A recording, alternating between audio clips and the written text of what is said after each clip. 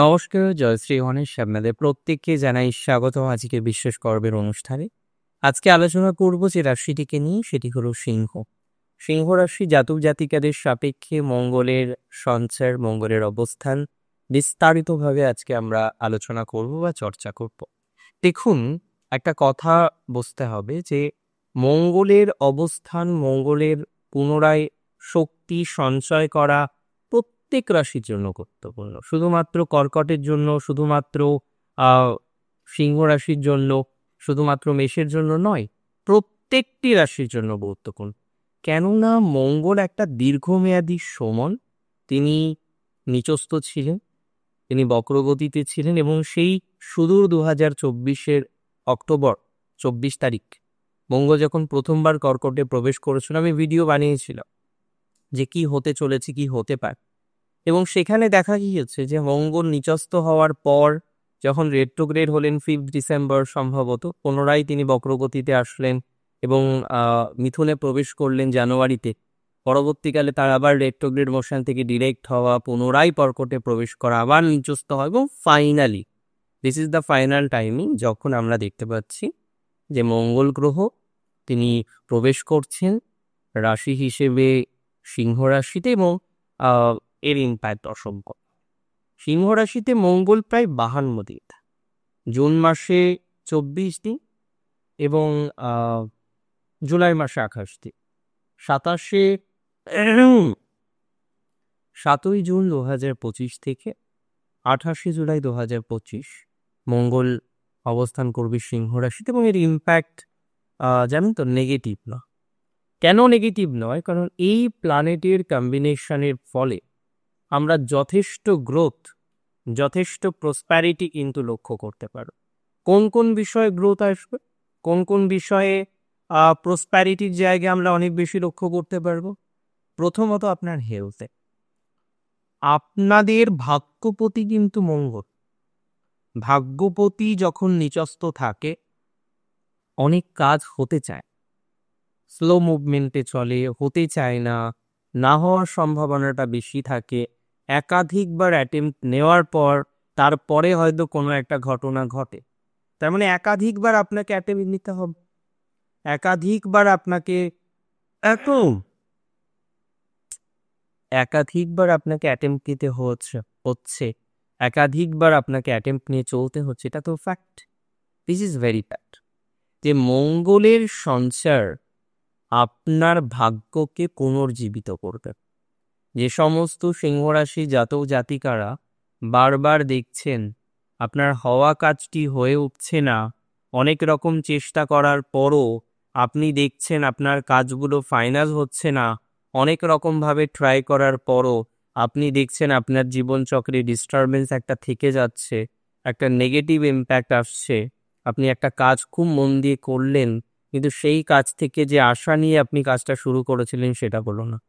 আপনি হয়তো অন্য একটা জায়গায় ইভেন ভ্রমণ করে ফেললেন যে আপনার কর্ম পরিবর্তন করতে হবে, বেটার কিছু শুরু করতে হবে, কিন্তু কোথাও যেন গিয়ে আপনি সেই সুযোগটা পেলেন না, সেই অবকাশটা পেলেন না। এরকম একটা কম্বিনেশন কিন্তু তৈরি হল। তাই আমি মনে করি, আমি পার্সোনালি বিশ্বাস করি, রাশি যদি আপনার হয়ে থাকে কি রাশি? সিংহ রাশি। সিংহ রাশির ভাগ্যের কোথাও যেন গিয়ে পুনরায় পজিটিভ দিশা আসার সম্ভাবনাটা অনেকটা বেশি মাত্রায় থাকছে। সিংহ রাশির বহু জাতক জাতিকারা রয়েছে যাদের মেন্টাল প্রেশার প্রচুর, ফাইন্যান্সিয়াল ডিস্টারবেন্সও প্রচুর পরিমাণে পাচ্ছে, বিভিন্ন রকমভাবে অগ্রগতি করতে গিয়ে বাধার মধ্যে পড়তে হচ্ছে, এডুকেশনাল ডিস্টারবেন্স বিভিন্ন রকমভাবে তৈরি হচ্ছে, মানসিক প্রেশার বিভিন্ন রকমভাবে আসছে। এই জায়গাগুলো ধীরে ধীরে ধীরে ধীরে কি হবে আমি বলে রাখি, পজিটিভ দিকে যাবে। এবং কিছুই একবারে পজিটিভ হয় না, সব কিছুই সময় সাপেক্ষ বিষয়। খুব ভালো কপাল থাকলে, বরাত থাকলে অনেক সময় দেখা যায় যে না, খুব পজিটিভ কিছু হয়ে গেল হঠাৎ করে। তো আমি মনে করি যে আপনাদের পজিটিভিটির জায়গা রয়েছে, এটা নিয়ে কোনো অসুবিধা নেই। এবং মঙ্গল গ্রহে পুনরায় শক্তি সঞ্চার আপনার জীবনচক্রকে 100% নিশ্চিত দিলাম প্রভাবিত করবে, আপনার জীবনচক্রকে পজিটিভ দিকে নিয়ে আসবে, এই বিষয় নিয়েও আমার কোনো ডাউট নেই, এই বিষয় নিয়েও কোনো রকম সন্দেহ আমি অন্তত প্রকাশ করছি না। তবে মাথায় রাখতে হবে কি জানেন, যে সমস্ত জাতক জাতিকারা কোনো না কোনোভাবে ভাগ্য বিপর্যয়ের মধ্যে পড়েছে, কোনো না কোনোভাবে ফাইন্যান্সিয়াল বিপর্যয়ের মধ্যে পড়েছে, তাদের ইমপ্রুভমেন্টের জায়গা 100% হবে। অর্থাৎ ফাইন্যান্সিয়াল বিপর্যয় অনেকটাই কমবে, অনেকটাই ভাগ্য বিপর্যয় থেকে নিজেদেরকে বের করে নিয়ে আসতে পারবে। দেখুন, সিংহ রাশির অনেকেরই প্রপার্টি নিয়ে হিউজ প্রবলেম তৈরি হয়। প্রপার্টি নিয়ে প্রবলেম কারোরই এক্সপেকটেশনে নেই, কে চাইবে যে তার প্রপার্টি রিলেটেড প্রবলেম হোক, আর সিংহর হচ্ছে। আর যে সমস্ত সিংহ রাশি জাতক জাতিকাদের প্রপার্টি রিলেটেড প্রবলেম তৈরি হচ্ছে, তারা পজিটিভ দিশা পাবেন এতটুকু বলতে পারে। এই সময়টাকে আমি 3 ভাগে ভাগ করব। কেন আমি ভাগ করার কে, আমি নক্ষত্রে অবস্থান অনুসারে ভাগের ফলাফলটা আপনাকে বলার চেষ্টা করব। তো প্রথম হচ্ছে মঘাতে অবস্থান। মঙ্গল গ্রহ 7ই জুন প্রবেশ করবেন সিংহ রাশিতে, মঘা নক্ষত্রে অবস্থান করবেন 30 তারিখ পর্যন্ত জুন মাসে। এবং মঘা নক্ষত্রের দেবতা কি পিতৃপুরুষ, এই নক্ষত্রের অধিপতি গ্রহকে কেতু। তাহলে কেতুর অবস্থান আপনাদের জন্য গুরুত্বপূর্ণ। কেতু থাকবে রাশিতে এবং রবিকে সিগনিফাই করছে, যে রবি থাকবে দশমে, যে রবি পরবর্তীকালে যাবে আপনাদের ক্ষেত্রে একাদশ ভাব। তার মানে দুটো টাইমিং আপনাদের জন্য অসম্ভব গুরুত্বপূর্ণ বলে আমি মনে করি।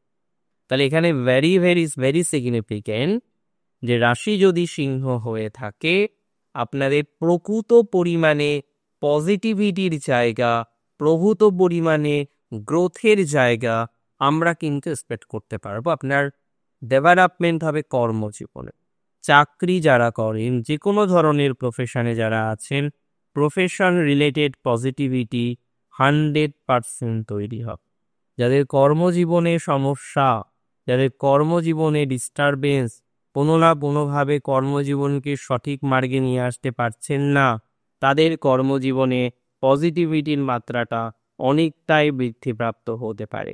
ম্যাক্সিমাম প্রবাবিলিটি থাকবে যাদের কাজ রিলেটেড প্রবলেম, তাদের কাজের প্রবলেমটা সমাধান হওয়ার। যে সমস্ত সিংহ রাশির জাতক জাতিকারা লক্ষ্য করেছেন নিশ্চয় যে আপনারা আপনাদের পৈতৃক সম্পত্তিকে ভোগ করতে পাচ্ছেন না, যত রকমভাবে ট্রাই করছেন পৈতৃক সম্পত্তিকে ভোগ করার, তত রকমভাবে নেগেটিভিটির জায়গা আপনার তৈরি হয়ে যাচ্ছে।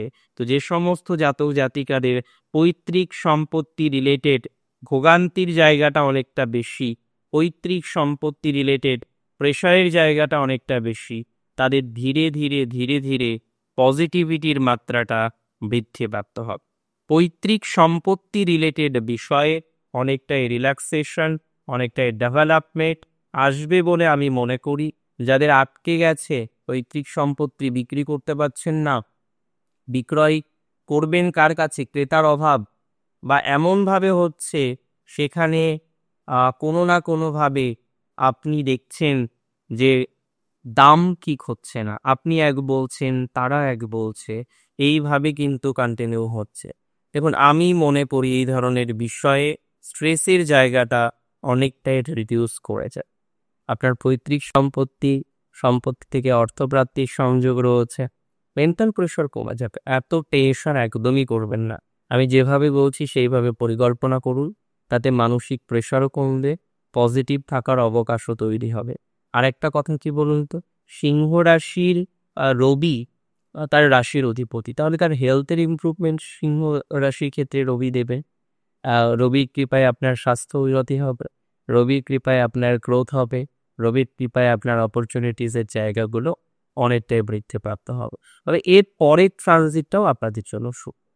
যখনই মঙ্গল মঘা থেকে প্রবেশ করবেন পূর্ব ফাল্গুনিতে শুক্রের নক্ষত্রে, যে শুক্র আপনার তৃতীয় পতি, যোগাযোগকারী গ্রহ এবং দশমপতি, সেই শুক্র দশমেই থাকবেন। এবং এটি একটা এক্সট্রা অর্ডিনারি পার্ট যে 1 জুলাই থেকে 23 জুলাই এই যে সেগমেন্ট, এই সময় আপনার যে কর্মাধিপতি যে কর্মঘরের অধিপতি তিনি অবস্থান করবেন আপনার কর্মঘরে। তার প্রভাবে আপনার প্রফেশনাল গ্রোথ, তার প্রভাবে আপনার কর্মজীবনে সেটেলমেন্ট, তার প্রভাবে আপনার কর্মজীবনে স্যাটিসফ্যাকশন, যে ধরনের বিষয়ে কোনো না কোনোভাবে আপনি স্যাটিসফ্যাকশন পাচ্ছেন না, যে ধরনের বিষয়ে কোনো না কোনোভাবে আপনার প্রেশার থেকে যাচ্ছে, আপনি ফাইন্যান্সিয়ালি সাউন্ড হতে পারছেন না, আপনার কর্মজীবনের যে আর্নিং সেটা রিডিউস হচ্ছে, তাদের ক্ষেত্রে গ্রোথ হয়ে যায়।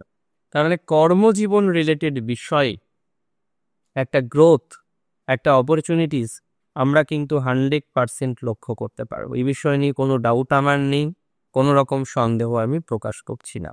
রাশি যদি আপনার নিশ্চিতভাবেই হয়ে থাকে সিংহ রাশি, সিংহ রাশির জাতক জাতিকাদের পজিটিভিটির মাত্রাটা রয়েছে। শুক্রের নক্ষত্রে মঙ্গলের অবস্থান আপনার ফাইন্যান্স ভালো করবে, আপনার স্থাবরকে ভালো করবে। যাদের প্রপার্টি রিলেটেড ডিসপিউট আছে, প্রপার্টি রিলেটেড সমস্যা আছে, তাদের প্রপার্টি রিলেটেড প্রবলেমটাকে সমাধান করবে। যে কোনো ধরনের ইনভেস্টমেন্ট ওরিয়েন্টেড বিষয়ে আপনার ভালো গতি প্রকৃতি দিতে পারে, ভালো রেসপন্স দিতে পারে। ইনভেস্টমেন্ট ওরিয়েন্টেড বিষয়ে একটা প্রোগ্রেসের জায়গা আপনি পাবেন, ইনভেস্টমেন্ট ওরিয়েন্টেড বিষয়ে একটা সাকসেসের জায়গা আপনি পাবেন। ম্যাক্সিমাম প্রবাবিলিটি রয়েছে ইনভেস্টমেন্ট ওরিয়েন্টেড বিষয়ে একটা অপরচুনিটিস, একটা সুযোগ, একটা পজিটিভ রেসপন্স প্রাপ্তির, সেই দিক থেকে কোনো সন্দেহ নেই বা সন্দেহ প্রকাশ করছি না। মাথায় রাখুন, এভাবে এগোনো, তাতে গ্রোথ হবে। এবং শুক্রের নক্ষত্রে মঙ্গলের অবস্থান আপনার এডুকেশনাল কিছুটা পজিটিভিটি দিতে পারে। যারা সায়েন্স বেসড এডুকেশন করছে, রিসার্চে যেতে চাইছে, যে কোনো ধরনের রিসার্চ ওরিয়েন্টেড সাবজেক্টগুলোতে আপনার ডেভেলপমেন্টের মাত্রাটা অনেকটা বৃদ্ধিপ্রাপ্ত হবে বলে আমি অন্তত মনে করি। আজকে আলোচনা করলাম মঙ্গলের সঞ্চার নিয়ে। আজকের আলোচনাটি আপনার কেমন লাগতো আমাকে জানান। কিভাবে জানাবেন? কমেন্টের মাধ্যমে জানান। আর ভালো থাকতে হবে আপনাকেও, আমাদের সবাইকে ভালো থাকতে হবে। শেষ করছি এখানে। জয় শ্রী গণেশ।